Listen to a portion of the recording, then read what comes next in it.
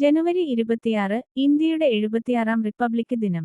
2025 theme സ്വർണം Bharat Virasat or Vikas 76ാം republic ദിനത്തിന്റെ മുഖ്യ അതിഥി ഇന്തോനേഷ്യൻ പ്രസിഡന്റ് പ്രബോവോ സുബിയാന്തോ. 2025 ഇൽ പത്മവിഭൂഷൺ ലഭിച്ച മലയാളി എം.ടി. വാസുദേവൻ നായർ. മരണാനന്തരമാണ് പുരസ്കാരം ലഭിച്ചത്.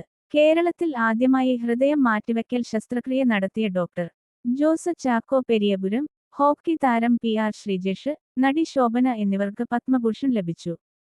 മുൻ ഫുട്ബോൾ താരം ഐ.എം. വിജയൻ, സംഗീതജ്ഞ ഡോക്ടർ കെ. ഓമനക്കുട്ടി, മൃദംഗ വിദ്വാൻ ഗുരുവായൂർ ദോരെ എന്നിവർക്ക് പത്മശ്രീയും ലഭിച്ചു.